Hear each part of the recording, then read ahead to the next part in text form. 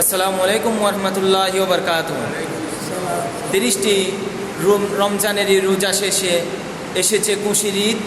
এই ঈদ আজকে তাদের জন্য যারা এই রমজানে 30টি রোজা সঠিকভাবে আল্লাহর রেজামন্দি হাসিল করে কোরআন সুন্নাহতে যেভাবে বলেছেন, আল্লাহ রসুল যেভাবে রেখেছেন, রাসূলের সাহাবারা যেভাবে রোজা রেখে আল্লাহর রেজামন্দি হাসিল করেছিলেন, সেভাবে যারা রোজা রেখেছিলেন, আজকে তাদের জন্য মহা খুশির ঈদ।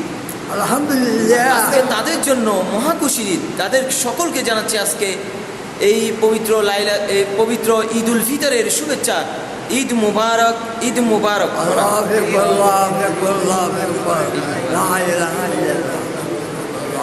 সকলে একে অপরের প্রতি সহমর্মিতা দেখাবেন, সহযোগিতা দেখাবেন, এই আশাবাদ ব্যক্ত করছি। আজকে আমি বলেছি তাদের জন্য আজকে মহাখুশির ঈদ।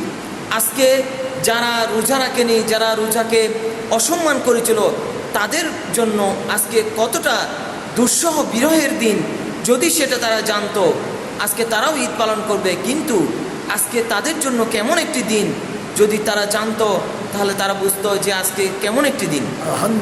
আজকে যারা রোজাদার ছিল তাদের জন্য হচ্ছে রমজানের আজকে ঈদ, আজকে মহাখুশির ঈদ।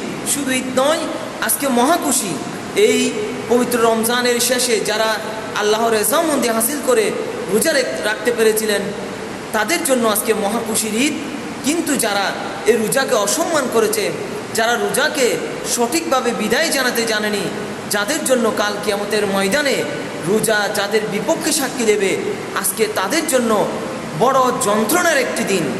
আর বিপরীতে যারা রোজাকে যারা সম্মান করেছিল, মর্যাদা দিয়েছিল, রমজানকে যেভাবে রাখলে রমজান কাল কিয়ামতের ময়দানে আমাদের পক্ষে সাক্ষী দেবে, সেভাবে করে রেখেছিল, আজকে তাদের জন্য মহা খুশির ঈদ, মহা আনন্দের ঈদ।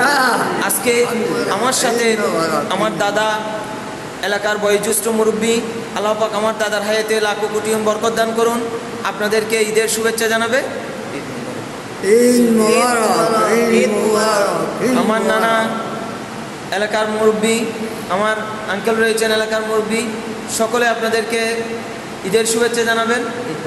ঈদ মুবারক, ঈদ মুবারক, ঈদ মুবারক। সকলের আমাদের দক্ষিণ সোনাইছড়ি এলাকার পক্ষ থেকে, আমাদের সকলের পক্ষ থেকে, দেশ এবং প্রবাসী যারা রয়েছেন সকলকে জানাচ্ছি ঈদ মুবারক, ঈদ মুবারক, ঈদ মুবারক।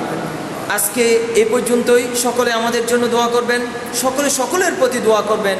সকলে 11টি এই একটি মাস যেভাবে আমরা কাটিয়েছি, বাকি 11টি মাস যাতে এই রমজানের শিক্ষা নিয়ে আমরা কাটাতে পারি, আল্লাহ পাক রব্বুল আলামিন আমাদেরকে সেই তৌফিক দান করুন।